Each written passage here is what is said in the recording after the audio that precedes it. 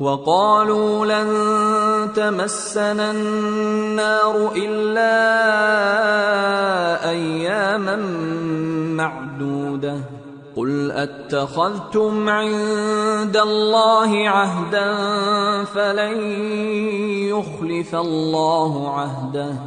أم تقولون على الله ما لا تعلمون بلى من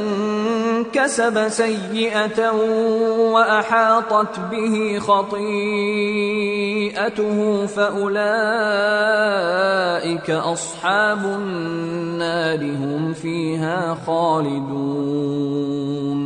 والذين آمنوا وعملوا الصالحات أولئك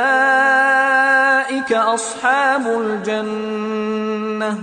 ہم فیہا خالدون۔ اور کہتے ہیں کہ دوزخ کی آگ ہمیں چند روز کے سوا چھو ہی نہیں سکے گی۔ ان سے پوچھو کیا تم نے اللہ سے اقرار لے رکھا ہے کہ اللہ اپنے اقرار کے خلاف نہیں کرے گا، یا تم اللہ کے بارے میں ایسی باتیں کہتے ہو جن کا تمہیں مطلق علم نہیں؟ ہاں کیوں نہیں، جو برے کام کرے اور اس کے گناہ ہر طرف سے اس کو گھیر لیں تو ایسے لوگ دوزخ میں جانے والے ہیں اور وہ ہمیشہ اس میں جلتے رہیں گے، اور جو ایمان لائیں اور نیک کام کریں وہ جنت کے مالک ہوں گے اور ہمیشہ اس میں عیش کرتے رہیں گے۔ وَإِذْ أَخَذْنَا مِيثَاقَ بَنِي إِسْرَائِيلَ لَا تَعْبُدُونَ إِلَّا اللَّهَ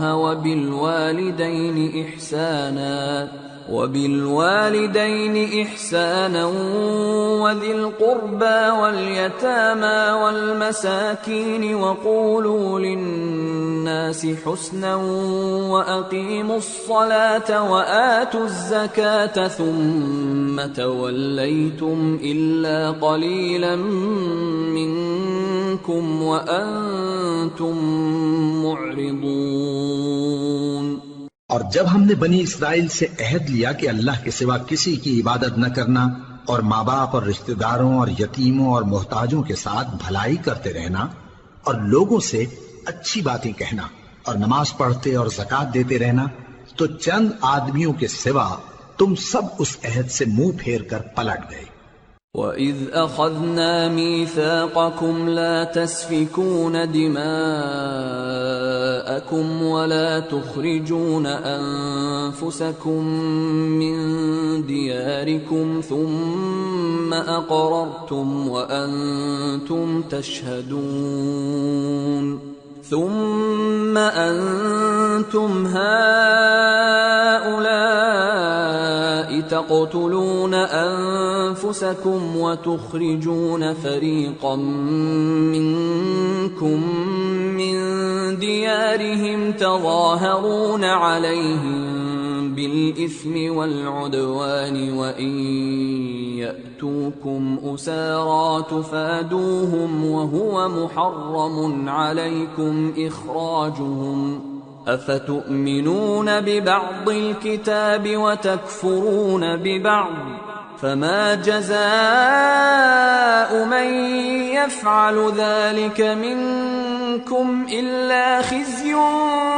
فِي الْحَيَاةِ الدُّنْيَا وَيَوْمَ الْقِيَامَةِ يُرَدُّونَ إِلَىٰ أَشَدِّ الْعَذَابِ وَمَا اللَّهُ بِغَافِلٍ عَمَّا تَعْمَلُونَ أُولَئِكَ